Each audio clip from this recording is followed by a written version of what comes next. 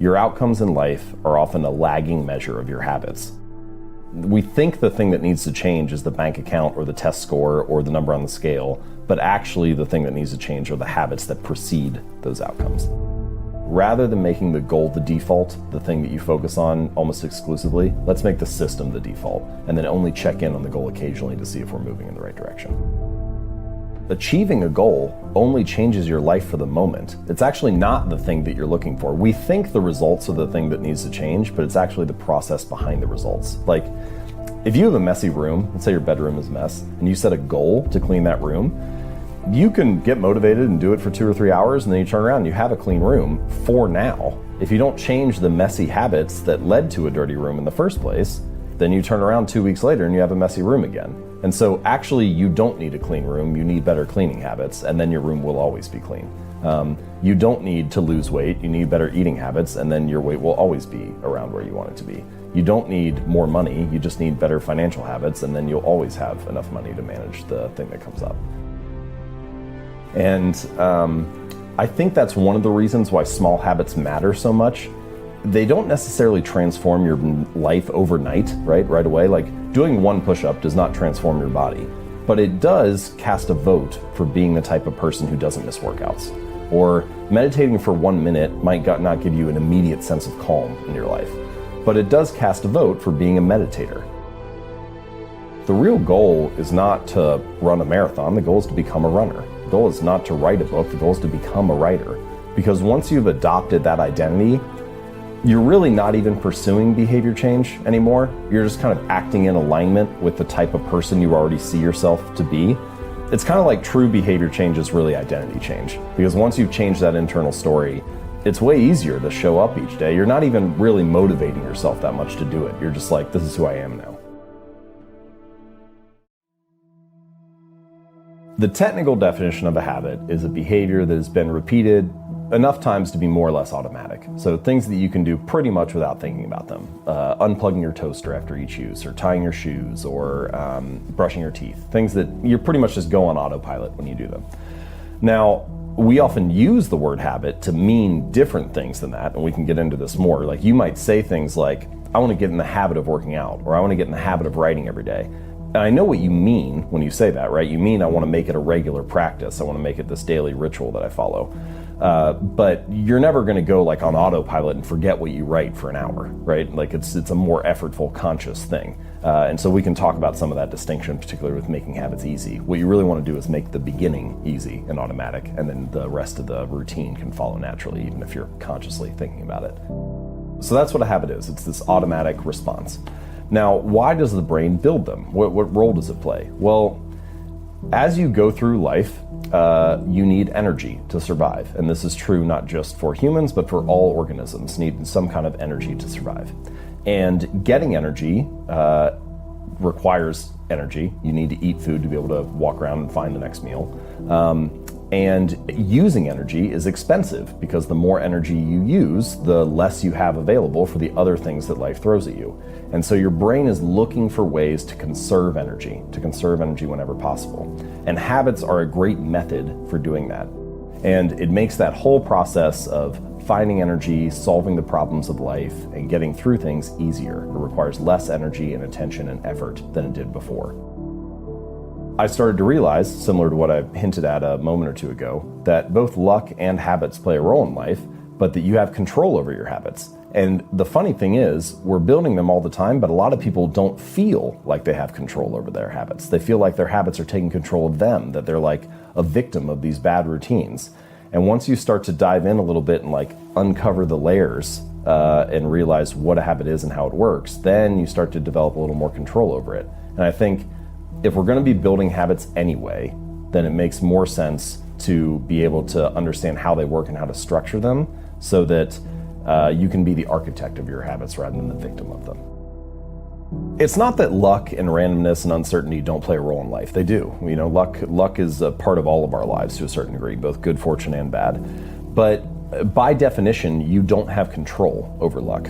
And your habits also matter. And I think that the reason they're so worthwhile to focus on and understand is that they are the portion of your life that you can influence that also determines your outcomes. It's not just luck, it's not just habits, but one of those you have control over. And so it makes sense. The only reasonable strategy is to focus on what you can control. If you spend all of your time focusing on things you can't control, then you're just going to end up frustrated. Talent and genes, they play a role, and it's important. People have natural predispositions to things that make them better. But what you find is that nearly always when someone is a great performer in a particular domain, they are both well suited, so naturally talented or have some kind of predisposition to that area, and well trained. And so even if you are talented, you can't succeed without having great habits to execute and to fully realize the potential that you have.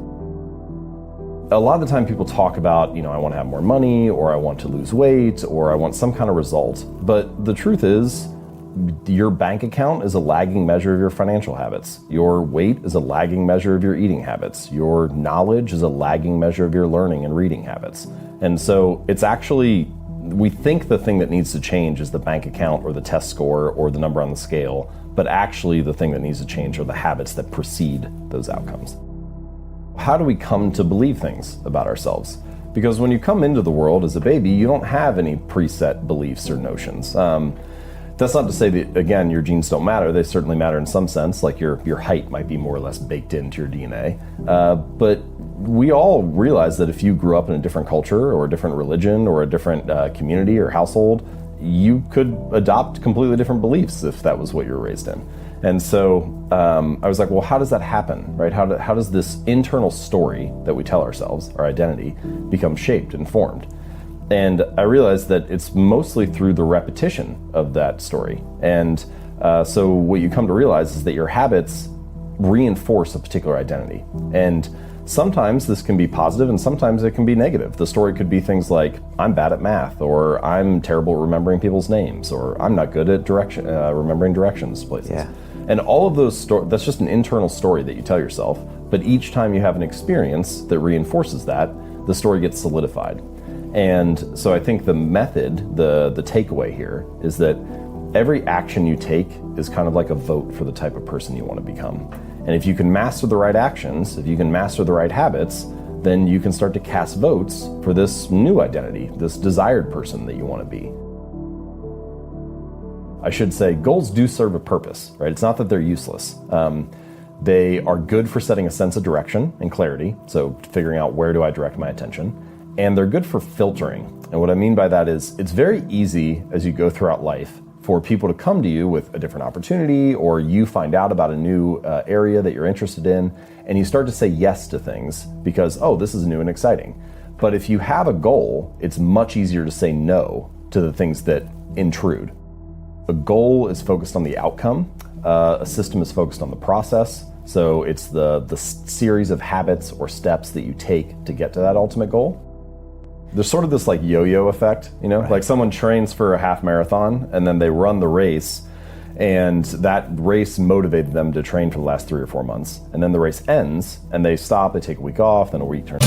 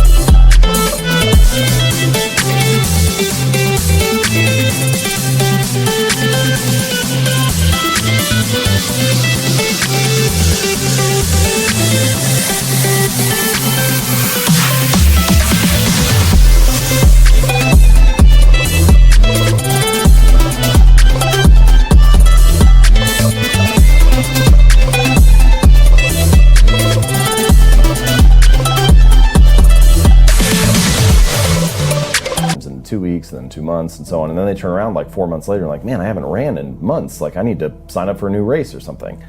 Because if it's all about the goal, as soon as the goal is achieved, you don't have that motivating you anymore. But if instead it's about being a runner, then even once you finish the race, you still have a reason to show up again the next week, because you're like, well, that's what I do, is I run. That's who I am. Right. And so I think that's a more, in pretty much any domain, true long-term thinking is really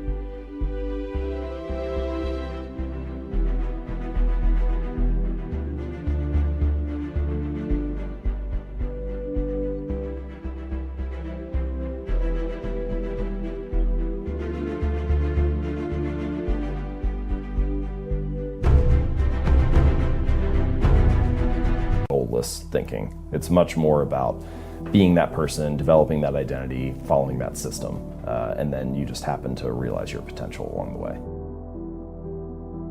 It feels insignificant on any day, but then you turn around 10 years later and you're surprised by where you end up. And that's a hallmark of any compounding process, that the greatest returns are delayed. And so habits are like that too.